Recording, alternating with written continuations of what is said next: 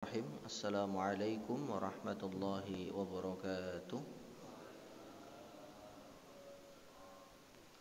Alhamdulillahi nahmaduhu wa nasta'inuhu wa nastaghfiruh wa natubu ilaihi wa na'udzu bihi min syururi anfusina wa sayyiati a'malina. Innahu may yahdihillahu fala mudilla lahu wa may yudlilhu fala hadiyalah. Asyhadu an la ilaha illallah wa asyhadu anna Muhammadan abduhu wa nabiyuhu wa rasuluh alladzi la nabiyya wa la rasula ba'dah. Allahumma la sahla illa ma ja'altahu sahla wa anta taj'alul hazna idza syi'ta sahla. Allahumma sahhil umurana wa sahhil umur auladana wa sahhil umur jami'il muslimin. Bapak Ibu jamaah salat subuh Masjid Quba yang semoga dirahmati Allah. Alhamdulillah, puji syukur senantiasa kita haturkan kehadirat Allah atas segala karunia, nikmat dan inayah yang Allah berikan kepada kita. Semoga salawat dan salam selalu tercurah kepada junjungan kita Rasulullah Muhammad sallallahu alaihi wasallam, kepada keluarga beliau, para sahabatnya dan umat beliau yang tetap berpegang kepada agama ini sampai hari berbangkit. Selanjutnya Bapak Ibu yang semoga dirahmati Allah, kita melanjutkan kajian kitab Arba'in Nawawi. Kita masih pada hadis yang ketujuh, yaitu hadis yang berkaitan dengan agama adalah nasihat. Satu hadis yang dibawakan oleh seorang sahabat yang bernama Tamim Ad-Dari radhiyallahu anhu. Tamim Ad-Dari menceritakan atau meriwayatkan hadis ini kepada Atha bin Yazid. Atha bin Yazid menceritakan hadis ini kepada Abu Saleh. Kemudian Abu Saleh menceritakan hadis ini kepada Suhail namanya. Suhail menceritakannya kepada Sufyan, dan Sufyan menceritakan hadis ini kepada Imam Muslim bin Al-Hajjaj rahimahullah, atau yang namanya sangat terkenal sekali, yaitu adalah Imam Muslim. Ini adalah mata rantai atau sanad dan perawi yang menyampaikan hadis ini dari Nabi SAW sampai orang terakhir yang membukukan, yaitu Imam Muslim bin Al-Hajjaj rahimahullahu ta'ala. Tamim Ad-Dari radhiyallahu anhu mengatakan, anna Nabiya sallallahu alaihi wasallam qol, bahwa Nabi sallallahu alaihi wasallam bersabda, ad-dinu nasihah, agama itu adalah isinya nasihat. Qulna, kami para sahabat bertanya, liman, nasihat ini untuk siapa ya Rasul? Qala lillah, untuk Allah. Maksudnya adalah nasihat ini diperuntukkan bagi hamba-hamba Allah untuk mendekatkan diri kepadanya. Wali kitabihi, dan untuk kitabullah yaitu Al-Quran. Wali rasulihi, untuk nabinya sallallahu alaihi wasallam. Wali a'immatil muslimina wa amatihim, dan untuk para pemimpin kaum muslimin dan juga orang-orang awam mereka atau orang-orang umum yang mereka notabene bukan sebagai pemangku kebijakan sebuah wilayah. Jamaah yang semoga dirahmati Allah. Ini terjemahan dari hadis tadi yang kita bacakan, ya, perawinya. Hadis ini adalah hadis sahih. Kadang sahih itu hanya kita temukan di dalam Sahih Muslim saja, tapi sisa perawi yang lainnya semacam Abu Daud dan yang lain, ya, beliau tidak mengkategorikan hadis ini sebagai hadis sahih. Tapi karena salah satu perawinya adalah Imam Muslim, maka hadis ini diterima dan kemudian diamalkan. Di dalam Sahih Muslim sendiri beliau mengulang penyebutan ini 2 kali. Di hadis yang ke nomor 55, di hadis yang ke nomor 95. Selain Imam Muslim, ya, kita coba takhrij hadis ini. Hadis ini dari jalan Suhail bin Abi Saleh, dari Atha bin Yazid Al-Laits, dari Abu Ruqayyah Tamim bin Aus Ad-Dari radhiyallahu anhu. Hadis ini juga diriwayatkan oleh selain Imam Muslim, Abu Awanah juga meriwayatkan hadis ini. Ya, Abu Awanah ini bukan termasuk perawi hadis yang masyhur, yang terkenal, karena memang beliau bukan perawi kutub tis'ah, kitab yang 9. Walaupun tidak masyhur, tidak terlalu terkenal, tapi ketika jalur periwayatannya rijal beliau, karena rijal perawinya Abu Awanah ini bisa jadi berbeda dengan perawinya Imam Muslim. Yang tertera di slide itu adalah perawinya Imam Muslim. Orang-orang yang biasa Imam Muslim meriwayatkan dari mereka. Artinya secara person mereka sudah dicek dan sudah dilacak profiling oleh beliau, dan beliau menyatakan ini adalah perawi-perawi hadis yang kredibel. Biasanya ulama ahli hadis sekali berimam Muslim, Imam Bukhari, ya, mereka tidak sembarangan menghukumi seorang perawi setelah mereka profiling. Jika memang perawi itu adalah perawi yang kredibel, maka beliau akan sering dan beberapa kali meriwayatkan hadis ini dari orang-orang tadi, dari perawi-perawi tadi. Nah, Abu Awanah juga meriwayatkan, tapi dengan perawi yang berbeda. Orang-orang yang membawanya juga berbeda. Nah, orang-orang yang membawa inilah yang kemudian menyebabkan kualitas hadis itu menjadi sahih, hasan, atau bahkan lemah. Makanya semua harus dibedah sampai kita ketemu mana yang sahih, mana yang derajatnya hasan. Nah, sayangnya ketika kita bedah satu persatu, ini waktu kita habis hanya untuk berbicara mengenai perawi. Makanya saya hanya mencantumkan sanad itu adalah sanadnya Imam Muslim yang sudah pasti sahih dan diterima oleh para ahli hadis. Selain beliau bertiga, hadis ini juga diriwayatkan oleh Imam Abu Daud di dalam kitab Sunan Abu Daud. Ini juga pasti rijalnya berbeda, perawinya berbeda. Tapi perawinya dari golongan sahabat bisa jadi sama, nanti ada uraiannya. Kemudian Imam An-Nasai juga meriwayatkan di dalam kitab Sunannya. Imam Ahmad di dalam kitab Musnadnya juga meriwayatkan hadis ini. Ibnu Hibban dan juga yang lainnya, ya, beliau meriwayatkan hadis ini termasuk di dalam Syu'abul Iman. Ya. Imam Al-Baihaqi beliau juga meriwayatkan. Kemudian Al-Imam Al-Marwazi juga meriwayatkan hadis ini. Beliau malah mengulangnya 4 kali di tempat yang berbeda karena biasanya disesuaikan dengan babnya jamaah. Kalau berkaitan dengan nasihat secara umum, beliau keluarkan di bab itu. Kemudian kalau nasihat untuk Allah, maksudnya mendekatkan diri kepada Allah, maka beliau keluarkan lagi, ulang lagi di dalam nomor yang lainnya. Makanya kadang satu hadis itu bisa diulang beberapa kali. Demikian juga di dalam Sahih Bukhari dan Muslim. Ketika ada bab yang ditemukan dan kemudian sama atau mirip, jadi substansi hadis itu bisa dipilah atau bisa diurai dengan beberapa bab, maka biasanya para pentakhrij ini, ulama ahli hadis ini mengulang penulisan kembali pada nomor-nomor yang lainnya. At-Tabrani juga meriwayatkan, kemudian Imam Al-Baghawi juga. Hadis ini memiliki syawahid rupanya. Syawahid itu adalah penguat dari kata syahidun. Aslinya adalah saksi maknanya. Tapi syawahid ini dalam istilah hadis namanya penguat. Kenapa harus ada penguat? Karena satu riwayat dengan riwayat yang lain itu saling berkait, Bapak Ibu sekalian. Bisa jadi yang hadis Abu Awanah tadi, ya, selain Imam Muslim yang Abu Awanah tadi, kemudian perawinya dari Imam At-Tabrani, bisa jadi itu derajatnya tidak sahih tapi hasan.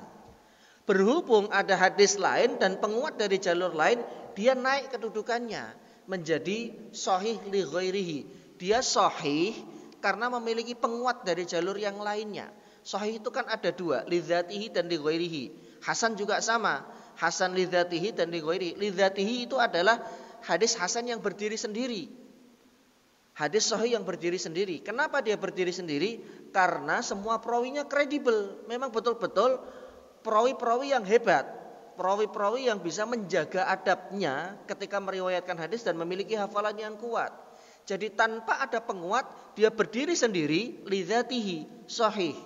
Tapi ada hadis yang memang harus ditolong dengan penguat jalur lain, sama substansinya, perawinya yang berbeda, sanadnya, orang-orang yang ada di dalamnya yang berbeda. Nah, terkadang hadis ini dikuatkan dengan hadis yang lainnya. Makanya kadang kita temukan hadis itu hadis lemah, hadis doif. Tapi kenapa diamalkan oleh para fuqaha? Dipakai hadis itu padahal dia lemah. Maka biasanya mereka sudah meneliti ini para fuqaha. Apakah lemahnya itu parah ataukah tidak? Jika lemahnya tidak parah, artinya parah itu adalah ada salah satu di antara perawinya itu yang muttaham bil kadzib, yang suka berdusta, bahkan sampai satu titik ada perawi yang memang sudah divonis oleh ahli hadis dia adalah seorang perawi yang suka memalsukan hadis. Kalau sudah seperti ini, maka hadis ini tidak bisa ditolong dengan riwayat yang lainnya. Kenapa? Karena bisa jadi hadis yang ada perawi yang suka memalsukan hadis ini sebetulnya nggak pernah ada, tapi dimunculkan oleh perawi yang suka memalsukan hadis ini. Maka ya diterima atau tidaknya hadis lemah itu nanti ada syaratnya, dan kemudian melihat apakah ada syawahid atau penguat dari jalur lain yang itu bisa menolong dia secara makna bisa diamalkan. Karena hadis itu kan dua, sahih ya karena rijalnya perawinya, yang kedua adalah maknanya.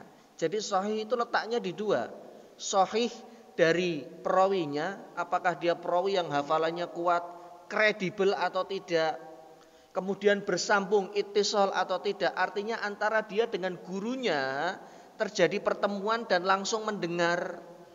Ini dari sisi perawinya. Yang kedua, substansi, isi, kandungan. Apakah arti atau makna atau substansi yang terkandung ini menyelisihi hadis lain yang lebih sahih? Kalau menyelisihi hadis lain yang lebih sahih, ini jadi catatan, dimasukkan kotak dulu di dalam oleh para ulama, nanti diteliti lebih dalam lagi. Apakah ini boleh dikeluarkan dan diamalkan atau tidak? Karena jamaah, ya, di masa Abul Faraj Al-Jauzi, Imam Abul Faraj Ibnul Jauzi, bukan Ibnul Qayyim Al-Jauziyah. Beliau di masa itu, kalau tidak salah itu abad ke-7 Hijriah. Beliau wafat di abad ke-7, ya. Jadi tahun 600 sekian. Usianya sampai 76 atau 78 tahun beliau. Di masa itu saja beliau kumpulkan hadis-hadis yang palsu. Itu ada 2 jilid, 1 jilidnya tebal segini. Di masa itu loh jamaah. Kenapa dikumpulkan? Agar umat tidak terkecoh. Karena hadis ini gak memiliki dasar. Orang-orangnya juga gak jelas. Dan ini berbahaya ketika diamalkan gak dapat apa-apa. Makanya kemudian oleh beliau dikumpulkan, ya, agar umat berhati-hati. Yang ada di dalam karya beliau itu adalah hadis-hadis palsu di masa itu. Apalagi hari ini sebanyak apa, kan begitu. Karena ini berbahaya sekali ketika dikeluarkan. Jadi ini saya menjelaskan makna syawahid. Kemudian hadis ini selain Tamim Ad-Dari juga diriwayatkan oleh Abu Hurairah. Jalurnya Abu Hurairah itu dikeluarkan oleh Imam An-Nasai, tadi ada At-Tirmidzi, Imam Ahmad dan Al-Imam Al-Marwazi. Ya, jadi ini paketnya Abu Hurairah. Paketnya Abu Hurairah itu adalah An-Nasai, At-Tirmidzi, Imam Ahmad dan Imam Al-Marwazi. Nah, ada keterangan Imam At-Tirmidzi sendiri menghukumi hadis ini derajatnya hasan. Bisa beda-beda Ustaz. Iya, karena harus dibedah satu-satu. Nah, itu tugasnya ulama ahli hadis seperti itu jamaah. Luar biasa. Kalau saya kan saya tinggal cari referensi yang sudah jadi, saya baca, kita terjemahkan, kita sampaikan. Saya enggak meneliti. Ya, walaupun bisa, tapi rumit. Sudah pernah kita coba tapi terlalu jelimet dan terlalu banyak nama orang-orang dan makomnya belum sampai sana. Karena meneliti itu susah sekali. Kecuali memang ya fak di bidangnya, yaitu biasanya mahasiswa yang mengambil doktoral. Gelar doktoral itu adalah mereka meneliti. Jadi Imam At-Tirmidzi sendiri menghukumi hadis ini derajatnya hasan. Kemudian syawahid yang lain itu ada dari paketnya Ibnu Umar. Abdullah bin Umar meriwayatkan hadis ini, paketnya adalah Imam Ad-Darimi. Al-Marwazi juga mengambil hadis ini dari jalur paketnya Ibnu Umar. Paket itu yang saya maksudkan adalah rijal, perawi dan sanad. Kemudian yang berikutnya adalah Ibnu Abbas. Ibnu Abbas ya, paketnya diriwayatkan oleh Imam Ahmad dan juga Imam At-Tabrani. Nah, sedangkan yang Tamim Ad-Dari itu paketnya diriwayatkan oleh Imam Muslim bin Al-Hajjaj rahimahullah. Tentunya dari semua tadi yang kita sampaikan jalur periwayatannya yang paling sahih itu adalah Imam Muslim. Karena yang lain perlu diteliti terlebih dahulu. Hanya riwayat-riwayat yang lain tadi ada sekitar 13 yang kita tahrij itu tertolong dengan adanya riwayat Imam Muslim. Karena kalaulah kita tidak menggali atau mencari sanadnya, sudah pasti keangkat. Karena ada penguat dan penguatnya itu adalah paketnya Tamim Ad-Dari yang diriwayatkan oleh Imam Muslim di dalam kitab sahihnya. Ya. Seperti itu. Ya. Jamaah yang semoga dirahmati Allah, Tamim Ad-Dari, nama ini nampaknya asing di telinga kita karena beliau bukan Ibnu Umar, beliau bukan Abu Hurairah, beliau juga bukan Ibunda Aisyah radhiyallahu anha, tapi beliau adalah seorang sahabat Nabi sallallahu alaihi wasallam, pernah hidup bersamai Nabi sallallahu alaihi wasallam. Namanya Tamim bin Aus Ad-Dari. Beliau memiliki kunyah Abu Ruqayyah karena beliau punya putri namanya Ruqayyah. Salah seorang sahabat Nabi, asalnya memang bukan orang Arab. Beliau berasal dari Syam, tanah Palestina, ya, lebih tepatnya di kota Bethlehem. Dulu namanya Baitul Laham atau Bethlehem. Sekarang menjadi salah satu negara Palestina, bagian negara Palestina yang sampai hari ini konflik masih terjadi di sana. Karena Israel nggak mau berhenti sampai bangsa Palestina betul-betul dihabiskan. Waliyadzubillah. Mereka sudah babak belur sebetulnya, APBN-nya sudah jebol. Karena perang itu butuh biaya. Ya, tapi disokong dari banyak dana. Ya, ditambah lagi umat Islam sudah mulai kendor. Sudah belanja dan beli lagi produk-produk mereka. Nah, ini kan persoalan jamaah. Ya, memang susah itu ya. Menghindari franchise itu tuh susah. Apalagi yang dikit-dikit kalau makan pesan makan di sana, ya label-label mereka begitu ya. Nggak mau makan warteg atau nasi padang, padahal lebih enak begitu, lebih enak dan apa ya, masakannya juga masakan Jawa sesuai dengan lidah kita. Kalau yang franchise itu kan western kan seperti itu. Ya, nasallallahu al-afiyah wassalamah. Beliau wafat pada tahun 40 Hijriah, yang pada saat itu adalah bagian akhir dari Khulafaur Rasyidin, cucunya Nabi SAW, Imam Hasan, yang kemudian melepaskan ya kekhalifahan demi untuk bersatunya kaum muslimin. Karena terjadi dualisme, di Madinah ada khalifah, kemudian di Syam dipimpin oleh sahabat Muawiyah, dan sempat terjadi baku hantam, satu peristiwa di masa lalu yang semoga Allah menghindarkan kita dari ujian yang begitu berat. Beliau termasuk sahabat yang sedikit riwayat hadisnya di dalam kutub as-sittah. Paling sedikit termasuknya, karena memang jarang meriwayatkan hadis. Tamim Ad-Dari ini kan seorang pelaut jamaah. Jadi stay di Madinah itu ya kadang-kadang tidak seperti Abu Hurairah yang membersamai Nabi terus. Tidak seperti sahabat-sahabat yang lain semacam Ibnu Abbas, kemudian Abdullah bin Mas'ud yang memang stay-nya di Madinah. Kutub as-sittah adalah buku hadis yang jumlahnya 6. Mereka menyebutnya kutub as-sittah. Ya, kutub as-sittah ini adalah sunnah Sahih Al-Bukhari, Sahih Muslim, Abu Daud, At-Tirmidzi, Ibnu Majah, dan juga An-Nasa'i. Nah, di dalam kutub as-sittah beliau hanya memiliki 9 hadis saja.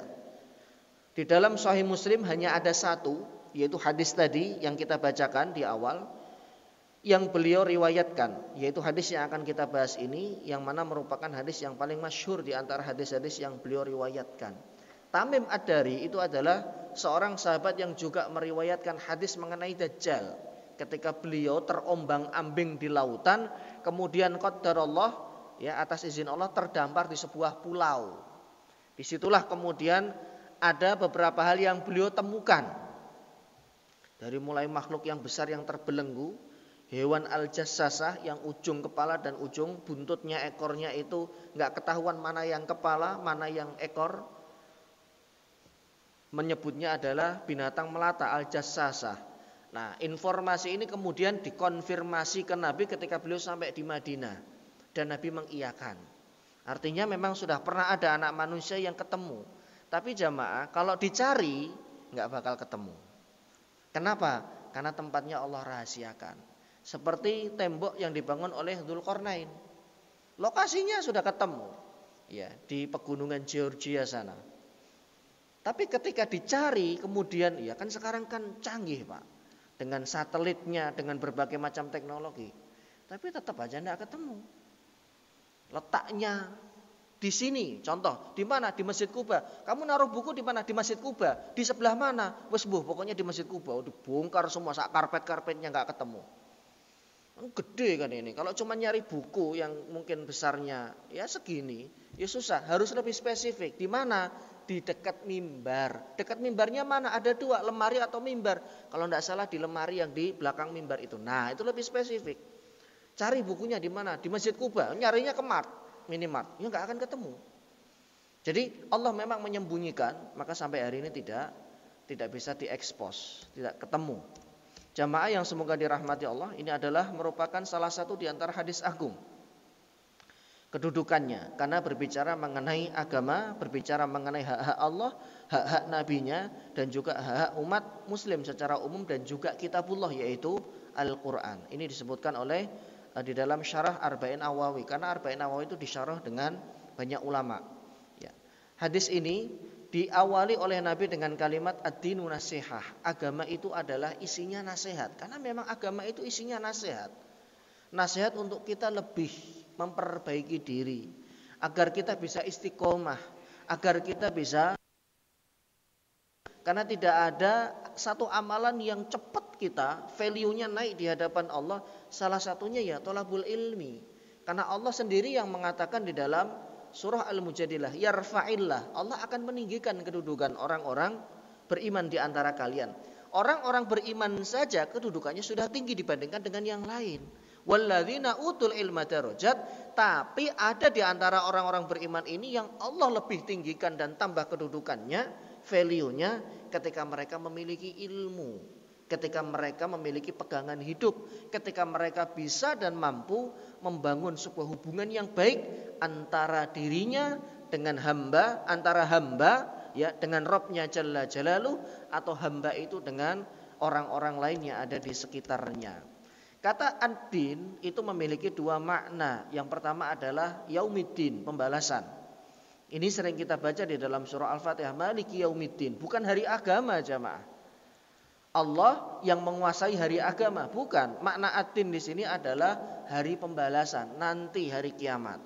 Karena namanya hari kiamat itu ada banyak. Salah satunya adalah yaumuddin.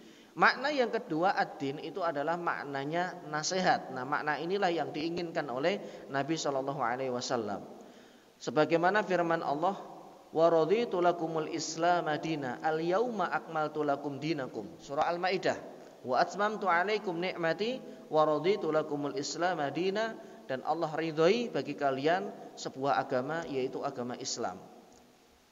Di dalam hadis, makna yang diinginkan oleh Nabi itu adalah makna agama. Karena memang agama itu isinya nasihat. Agama itu isinya syariat, perintah dan larangan, semuanya diatur. Karena kita punya pencipta. Pencipta kita pengen menginginkan hamba-hambanya itu berjalan rule-nya sesuai dengan apa yang diinginkan oleh pencipta. Makanya diturunkanlah aturan. Bagaimana aturan menikah,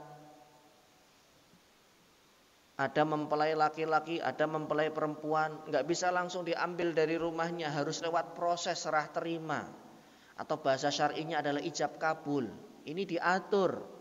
Siapa yang menyerahkan walinya? Siapa itu walinya? Bapak kandungnya. Bapak tiri nggak boleh jadi wali karena nggak ada hubungan darah.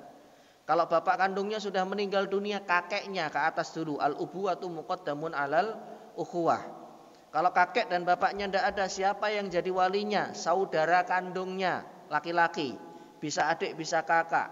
Kalau dia nggak punya, saudara seayah. Kalau bapaknya pernah menikah 2 kali, boleh jadi wali. Kalau tidak ada lagi siapa? Baru kemudian paman, omnya. Omnya dari jalur ayah. Ayahnya punya adik atau ayahnya punya kakak. Kalau ini juga tidak ada, siapa? Keponakan, laki-laki. Terus begitu, sampai ke bawah. Diatur oleh Islam. Yang menyerahkan ini harus walinya. Kalau tidak ada semua baru pakai wali hakim. Nanti yang menentukan adalah kantor urusan agama.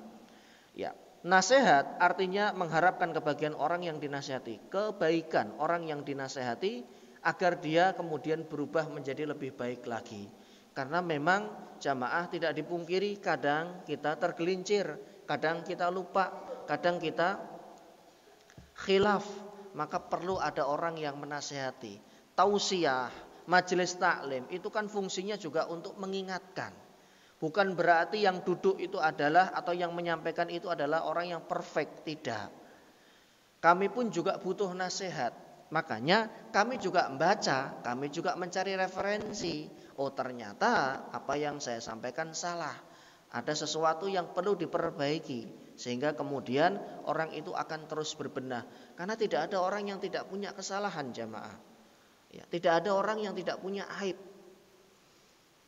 Aib itu pasti ada. Karena ketika Allah menciptakan manusia, Allah sudah menyematkan pada diri mereka satu kekurangan. Atufsidu fiha man yufsidu fiha wa tasfikut dima. Ini kan kalimat yang disampaikan oleh malaikat kepada Allah, bahwa yang akan dicipta ini mereka akan berbuat kerusakan, mereka akan menumpahkan darah. Tapi Allah kemudian meyakinkan, inni a'lamu ma la ta'lamun. Saya lebih tahu dari kalian, karena memang ilmu Allah itu bersifat azali. Allah mengetahui segala macam halnya. Karena Allah tahu di antara orang-orang ini yang ketika tergelincir, mereka kemudian mau duduk dan mendengarkan petuah agar berubah menjadi seorang manusia atau insan yang lebih baik lagi. Imam Al-Khattabi memberikan definisi, an-nasihatu kalimatun yu'abbaru biha. Nasihat adalah kalimat yang diungkapkan, bermakna mewujudkan kebaikan. Jadi kalau ta'rifat ini, pengetahuan atau definisi ini kita kumpulkan, maka muaranya pada perbaikan, satu untaian yang disampaikan untuk tujuan perbaikan. Sehingga jika tujuannya bukan perbaikan, hanya untuk menjatuhkan harga diri seseorang saja ketika dia salah, maka ini bukan nasihat jamaah. Ini lebih kepada membuka aib. Karena namanya nasihat disampaikan dan ada adabnya, dengan cara yang baik, dengan cara yang bijak. Salah satunya tidak menyampaikan nasihat itu di muka umum, agar kita menghindari hal-hal semacam ini. Nanti ada uraiannya. Ya. Kemudian jamaah yang semoga dirahmati Allah, Imam Ibnu Rajab ketika menukil ucapan Imam Al-Khattabi, beliau mengatakan nasihat adalah kata yang menjelaskan sejumlah hal yang menginginkan kebaikan bagi orang yang diberikan nasihat. Semua ta'rifat itu mengacu pada kebaikan yang disampaikan dengan tujuan orang yang mendapatkan nasihat itu bisa mendapatkan manfaat dan dia kemudian berbenah. Jika itu adalah sebuah kesalahan, dia tinggalkan. Jika itu adalah sebuah dosa, dia bertaubat. Jika itu adalah kesilapan dalam ucapan, maka dia akan perbaiki. Ya. Syekh Utsaimin rahimahullah mengatakan, beliau sallallahu alaihi wasallam sengaja tidak langsung menjelaskan dari awal nasihat itu untuk siapa dan siapa yang berhak. Karena Rasulullah ingin mancing sampai kemudian para sahabat bertanya, liman, untuk siapa? Dan narasi atau redaksi seperti ini sering kita temukan dalam hadis. Beliau kadang hanya melempar pertanyaan saja. Atadruna manil muflis? Tahu enggak kalian orang yang bangkrut itu siapa? Hadis riwayat Imam Muslim. Kemudian beliau juga beberapa kali melempar, tahukah kalian siapa orang-orang yang dicintai oleh Allah? Tahukah kalian ahlu surga, penduduk surga? Tahukah kalian? Agar para sahabat kemudian atensinya ya, itu fokus kepada apa yang disampaikan oleh Nabi. Dan benar kan, hadis-hadis dengan narasi seperti ini kadang lebih, para sahabat itu lebih semangat dalam meriwayatkan ya. Sehingga hadis ini bisa sampai kepada kita ya. Dan semangatnya pun masih bisa kita rasakan. Karena mereka kemudian bertanya, liman, untuk siapa ya Rasul sallallahu alaihi wasallam?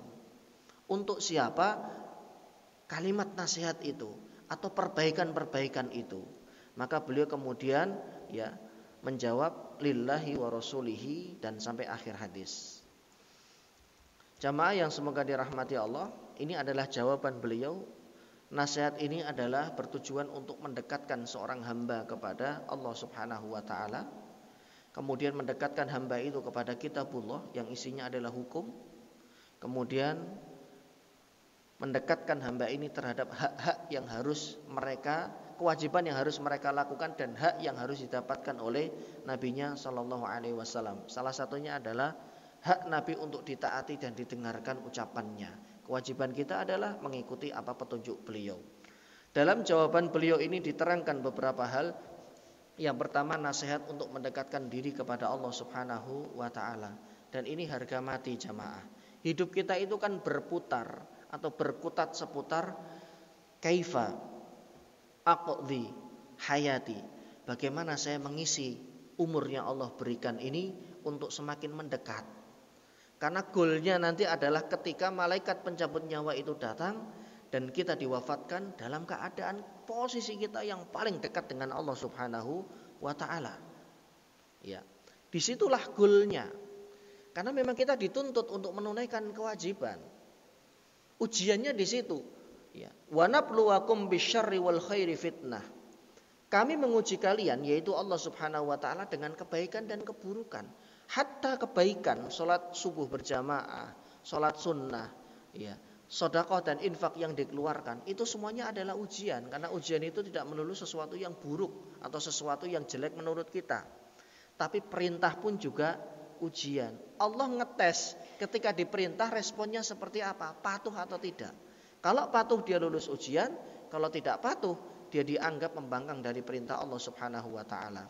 Makna nasihat kepada Allah adalah seorang hamba memahami akan keesaan Allah. Tauhidullah, mengesahkan Allah. Mengesahkan Allah dalam sifat-sifat yang sempurna tanpa adanya satupun yang menyerupainya dari makhluk. Melakukan peribadatan hanya kepadanya, baik secara zahir maupun batin, merasa harap dan takut disertai dengan selalu bertaubat dan istighfar. Ini semua adalah ibadah hati jamaah. Karena ibadah hati itu adalah tauhid kita, mengesahkan Allah, kemudian tidak menyerupakan Allah dengan makhluknya, karena Allah sendiri yang berfirman laisa kamitslihi syai'un. Allah tidak menyerupai seorang pun dari makhluknya. Kemudian agar hatinya, ya, dan zahirnya selalu selaras, batinnya lebih banyak bertaubat dan beristighfar kepada Allah, ya, lesannya mengucap kalimat istighfar, saat itulah tangga menuju kedekatan kepada Allah sedang dirangkai dan sedang dititi oleh seorang hamba. Jamaah yang semoga dirahmati Allah, Syekh Utsaimin kemudian melanjutkan, karena hal ini terkadang hamba itu melakukan satu kesalahan atau meremehkan sebuah kewajiban dan kemudian terjatuh pada perkara yang awalnya syubhat, awalnya makruh, sampai diulang berkali-kali sudah terbiasa, ya, tidak ada filter, akhirnya jatuh pada sesuatu yang diharamkan. Kalau sudah ini terjadi, bukan berarti kemudian Allah benci 100%, tidak. Kesalahan itu pasti terjadi pada Bani Adam. Maka perintahnya adalah segera mendekat. Dengan apa? Dengan nasihat. Karena nasihat ini mendekatkan kita kepada Allah, mendekatkan kepada agamanya, dan mendekatkan kepada kebaikan. Tidak ada orang yang mau terjerumus terus dalam dosa dan maksiat. Makanya adanya nasihat. Hanya perkaranya itu jamaah yang paling sulit seseorang keluar dari dosa dan maksiat itu apa? Circle, Pak. Lingkungan dan circle dia itu siapa? Kalau circle-nya, ya, mohon maaf, orang-orang yang mayoritasnya banyak melakukan dosa besar semacam judi, miras, dia akan sulit keluar dari circle ini. Dia harus cari circle yang lain dulu. Circle atau orang-orang yang ketika berada di tengah-tengah mereka, kita mampu mengingat Allah, kita mampu lebih dekat kepada Allah. Dan circle ini bisa kita temukan di majelis ilmu dan di masjid. Tapi kalau kita nggak mencari lingkaran atau tidak mencari lingkungan yang baik, akan susah bagi kita untuk keluar dari yang namanya dosa dan maksiat. Karena ini adalah satu hal yang sulit sekali untuk keluar darinya. Hak Allah yang wajib itu mencakup bahwa Allah adalah satu-satunya yang berhak disembah, satu-satunya yang menciptakan, satu-satunya yang memberi rizki, tidak ada yang lain. Dan terkadang rizki itu Allah titipkan kepada orang lain, bukan berarti orang itu yang ngasih rizki kita. Karena lillahi ma fis samawati wa ma fil ard. Ini sudah diklaim. Orang itu kan nggak boleh klaim kecuali memang punyanya. Karena memang langit dan bumi dan semua isinya itu milik Allah. Wajar dong jika Allah kemudian mengklaim apapun yang ada di tangan kalian itu punya Allah. Rezeki yang kalian dapatkan pasti dari Allah. Kesehatan yang kalian miliki pasti itu dari Allah. Karena Allah sudah mengklaim. Di dalam surah Al-Baqarah di bagian akhir itu kan lillahi ma fis samawati wa ma fil ard. Semua yang ada di langit, pokoknya kalau itu masih di langit dan di bumi dan tata surya, bahkan galaksi, jagat raya ini, kalau masih tempatnya di situ, maka itu pasti punya Allah. Dan saya tidak mengetahui ada tempat lain selain dari jagat raya yang Allah Subhanahu wa taala ciptakan ini. Maka semuanya adalah milik Allah Subhanahu wa taala. Yang kedua, mengesahkan Allah dalam segala macam bentuk ibadah. Dengan adanya rasa khauf, dengan adanya mahabbah, cinta, karena dua hal ini ketika digabungkan, takut ketika amalnya tidak diterima, cinta karena melakukan itu bukan karena keterpaksaan. Karena ini perintah dan kami suka. Kadang jamaah ya, ada orang yang kemudian melakukan itu karena sebuah keterpaksaan. Nah, kalau enggak nanti saya dihukum. Kalau enggak nanti saya melakukan dosa. Kalau saya enggak sholat saya dosa besar dong. Nah, ini levelnya masih level rendah. Tapi kalau melakukan satu bentuk kebaikan, perintah dengan sukacita bahwa ini adalah sebuah kehormatan, yang memerintahkan adalah pemilik jagat raya ini. Sebuah kehormatan bagi saya bisa menjalankannya karena cinta bukan karena keterpaksaan, maka value kita naik. Inilah hati yang dimiliki oleh generasi para sahabat. Mereka menyembah Allah bukan karena keterpaksaan, tapi karena kecintaan. Makanya kalau kita lihat perjalanan hidup mereka, apapun mereka berikan. Ada seorang namanya Suhail bin Sinan. Suhail bin Sinan ini dulunya miskin, kemudian dia pedagang, ya, sampai bisa mengumpulkan dinar. Dinar itu mata uang yang terbuat dari emas. 1 dinar itu 4,25 gram emas. Emas murni jamaah, 24 karat. Beliau kumpulkan itu dinar demi dinar, ya. Beliau punya penyimpanan di dalam rumahnya di bunker, di bawah rumahnya itu beliau punya semacam, ya kalau hari ini semacam brankas. Ketika beliau mau hijrah, dicegat oleh orang-orang Mekah. Mau kemana Suhail? Mau ke Madinah nyusul Nabi? No, enak aja. Ente dulu miskin, sekarang ente kaya.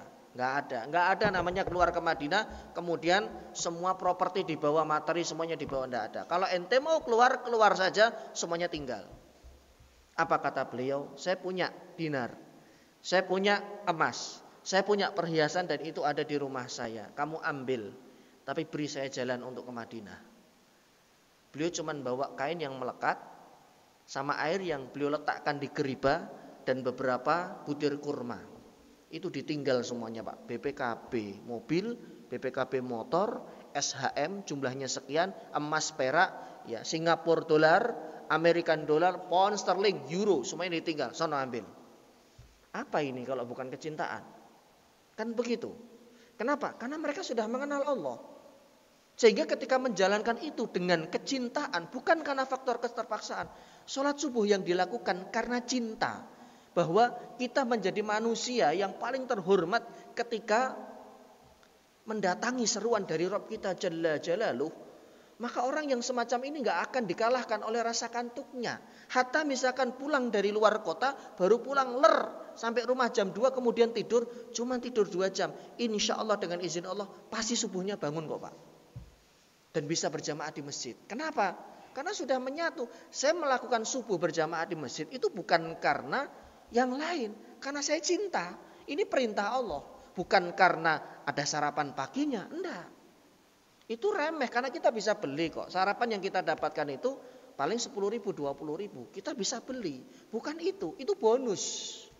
Tapi dorongan utama adalah cinta. Ini yang berat jamaah. Melakukan satu bentuk ketaatan karena cinta.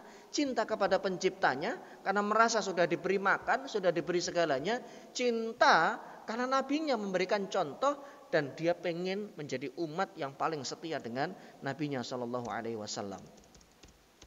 Jamaah yang semoga dirahmati Allah. Yang ketiga, beriman terhadap nama-nama dan sifat Allah tanpa mengotorinya dengan tahrif, merubah dari nama-nama Allah, atau ta'til, menafikan, meniadakan, atau takyif, berusaha mencari-cari caranya gimana dan bagaimana, atau tamtsil. Ada semacam keyakinan kalau Allah itu beberapa menyerupai sifat makhluknya. Nah, ini sesuatu yang harus dihindarkan dari benak kita. Agar apa? Agar kita tidak keliru dalam mengimani nama-nama dan juga sifat Allah Subhanahu wa taala. Karena Allah sendiri menegaskan di dalam Asy-Syu'ara ayat 11, laisa kamitslihi syai'un. Allah tidak menyerupai segala sesuatu apapun dari makhluknya. Wa huwas samiul alim, dan Allah itu Maha mendengar lagi Maha melihat.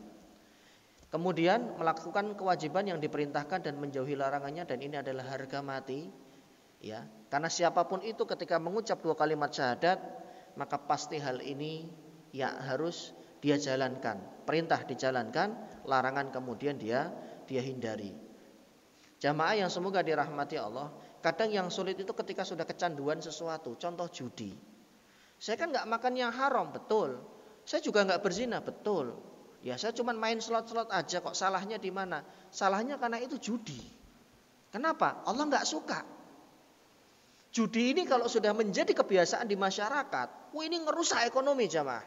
Ya, kalau jenengan mau tahu Pak, orang-orang di daerah, saudara-saudara kita, judinya nggak sampai ratusan juta Pak, 10.000, 20.000, tapi sehari 3 kali. Itu belum rokoknya loh. Ya, giliran minta beras istrinya, duitnya habis mah, nggak ada. Ini kan merusak perekonomian. Judi itu merusak perekonomian, betul. Mendorong orang untuk bermalas-malasan dalam bekerja karena merasa cukup pasang slot atau pasang nomor, ya tinggal kongko-kongko di rumah ngangkang begitu, kemudian nanti dapat. Lebih sering boncosnya dari dapatnya, paling dapat sekali, boncosnya 30 kali. Nah, sekalinya dapat itu sedikit, tapi kemudian pengennya nanti dapat lagi, nggak pernah dapat lagi setelah itu. Malah sudah 5 tahun, sudah 3 tahun dia judi dan nggak pernah sekalipun dapat, tapi terus halu terus.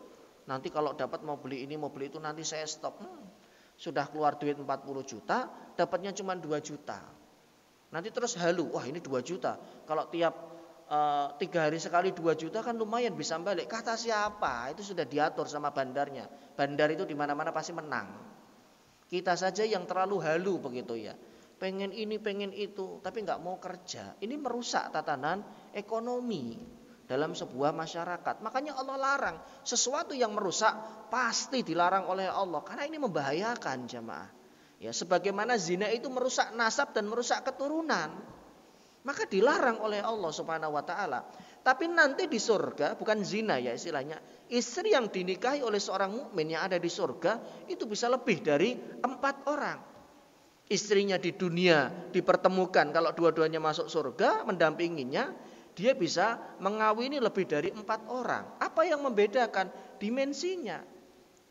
Kalau di surga itu nanti ada sungai yang terbuat dari khamr, minuman keras. Kenapa di dunia dilarang? Di akhirat, di surga malah disediakan sungai loh jamaah. Jadi kalau jenengan buka keran itu, ya isinya wine coba. Itu apa nggak seneng orang-orang yang suka mabuk? Tapi kalau mabuknya di dunia, mereka nggak akan pernah mendapatkannya di akhirat. Lah kok bisa beda ya? Kan sama-sama. Karena di dunia itu ujian. Di akhirat itu anugerah. Di akhirat itu bonus yang Allah berikan atas ketaatan dari mereka orang-orang yang melakukan kebaikan tersebut. Yang kedua nasihat untuk kitabullah yaitu Al-Quran. Dengan cara membaca dan menghafalkan. Ya, karena ini akan menenteramkan hati, menghadirkan barokah dan membuat jiwa kita tenang. Hati yang jauh dari Quran, hati ini gak akan pernah tenang. Karena Quran itu adalah kalamullah. Manusia gak akan pernah jauh, gak akan bisa jauh dari Rabbnya Jalla Jalaluh. Kalau dia tidak disibukkan hatinya dengan kalamullah, dengan Quran, maka dia akan disibukkan dengan hal-hal yang lain. Imam Syafi'i mengatakan, nafsuka illam tushghilha bit ta'ati yushghilha bil batil. Jiwamu, hatimu, jika tidak kau bawa, sibukkan untuk hal-hal yang berbau ketaatan, maka jiwa ini akan menyeretmu untuk melakukan perbuatan dosa dan maksiat. Maka orang itu harus punya aktivitas, Pak. Kalau kita tidak punya aktivitas, ya, kalau kita nggak punya aktivitas, pikiran kita kemana-mana. Pikiran kemana-mana, penyakit datang. Udah. Karena banyak ya, 60% ya, riset menyatakan 60% datangnya penyakit itu dari pikiran. Sedangkan Islam menginginkan pemeluknya agar mereka punya aktivitas, disibukkan. Tapi saya sudah purna tugas Ustaz. Saya sudah pensiun. Apa? Dengan apa saya sibukkan? Dzikir Pak. Dzikir pagi siang malam. Ya terus. Nanti ditambah lagi ke masjid. Ada kajian, ada tahsin, ada bahasa Arab. Harus disibukkan dengan hal-hal seperti ini. Kalau tidak, nanti jiwa kita melalang buana. Pada akhirnya kemudian potensi maksiat itu terbuka lebar. Kan jadi ironis begitu ya. Dulu ketika masih kerja aktif, jarang kelihatan di masjid. Jarang kelihatan sholat berjamaah di majelis-majelis ilmu, jarang kelihatan. Kenapa? Aduh sibuk, saya sering keluar kota. Fine, baik, oke. Itu kewajiban. Ya. Kemudian Allah kasih waktu ketika purna tugas. Sudah nggak ada lagi kan aktivitas keluar kota, dinas kemana-mana, lebih banyak di rumah. Apakah kemudian waktu ini disisihkan untuk mengganti masa lalu yang sudah lewat, ya, dengan berkumpul dengan orang-orang soleh di masjid, atau tetap beraktivitas sehingga kemudian itu dijadikan sebagai alasan untuk jauh dari rumah Allah. Karena ketika kita jauh dari rumah Allah, jauh dari kitabnya, syaitan itu akan bermain-main dan mempermainkan hati seorang hamba. Ya, sehingga kemudian dia terjerumus dalam dosa. Hartanya banyak, bingung, anaknya sudah mentas semua, sudah nikah, bingung. Akhirnya ngapain? Nah ini, ya kan? Ini kan potensi untuk dosanya ada. Tapi kalau lingkungannya baik, circle-nya baik, ya harta itu enggak jauh-jauh dari sedekah infak. Ya, masjid mau bikin apa? Bikin menara kasih. Masjid mau bikin apa? AC kasih. Enggak jauh-jauh dari itu. Jariyah, yang dikejar adalah jariyah. Karena ketika kita wafat, harta ini bukan milik kita, tapi milik ahli waris kita. Ahli waris belum tentu sedekah atas nama kita. Seperti itu. Jamaah yang semoga dirahmati Allah, ya, Iqra'ul Qur'an fa innahu ya'ti yaumal qiyamati syafi'an li ashabihi. Bacalah Quran karena sesungguhnya Al-Qur'an itu akan memberikan syafaat. Bonusnya adalah ketika kita mengakrabkan diri dengan Quran, maka Quran ini akan menjadi penolong bagi kita di yaumil qiyamah. Ini adalah nasihat untuk kitabullah, untuk kitab sucinya yaitu Al-Quran. Siapapun yang bersanding dengan Quran, maka Allah subhanahu wa ta'ala akan memuliakannya, maka Allah akan meninggikan kedudukannya, sehingga hamba tersebut benar-benar mendapatkan ketenangan jiwa dan hati. Dan nanti di yaumil qiyamah ada Quran yang akan memberikan pertolongan dan syafaat untuk dirinya. Syukur-syukur satu keluarga, ya, dibiasakan mungkin habis maghrib, ya nggak usah lama-lama, mungkin 20 menit atau 30 menit ngaji bareng. Anak-anaknya juga didorong agar apa? Agar keluarga ini diberkahi jamaah. Kapan lagi? Kesempatan ini mungkin tidak datang 2 kali. Ya, ketika hati kita terpaut dengan kitabullah, dengan Quran, ini adalah momentum yang luar biasa. Sebisa mungkin kita jaga dan kita rawat. Semoga kita menjadi ahlul Quran, keluarganya Allah subhanahu wa ta'ala, yang nanti ditinggikan kedudukannya di hadapan Allah, dinaikkan derajat kita di dunia dan juga di akhirat, dan bonusnya kita mendapatkan ketenangan hati dan jiwa. Yang sedikit ini bisa kami sampaikan karena sudah masuk waktu syuruk. Ya, barangkali ada yang mau ditanyakan, silahkan. Silakan.